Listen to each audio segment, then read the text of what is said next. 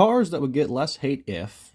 Now look, I know that this concept sounds like if my aunt had balls, she'd be my uncle, but if you're a rational person, you'll hear me out. And I'm going to get two birds with one stone to start. The new EcoBoost Mustangs and the Mustang Mach-E. Starting with the Mach-E. If Ford had just called it the Mach-E, I think it would be much better received.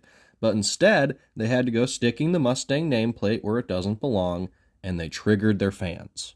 Kind of like Stellantis has been doing, but that's another conversation. The Mach-E is a good electric crossover. You can have a range of up to 320 or so miles, launch to 60 miles per hour in as little as 3.5 seconds.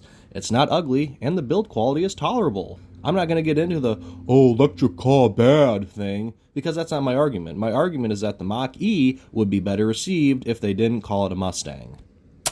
Speaking of Mustangs, the EcoBoosts. I'm not going to try and defend all of them, but the ones since 2020 are legitimate sports cars. You're just mad they bear the Mustang name and have a 4-cylinder.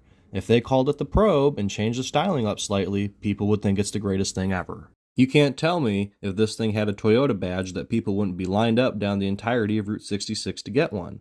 The problem isn't the car, the problem is your audience believing that only 8-cylinder cars can go fast. Not to mention, my V8 noises. Grow up.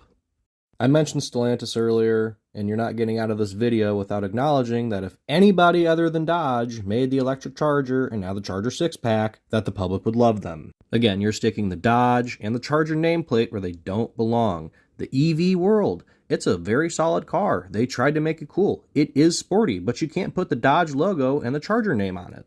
And the worst part is that the EV and the 6-pack have way better performance numbers than the Hemis did.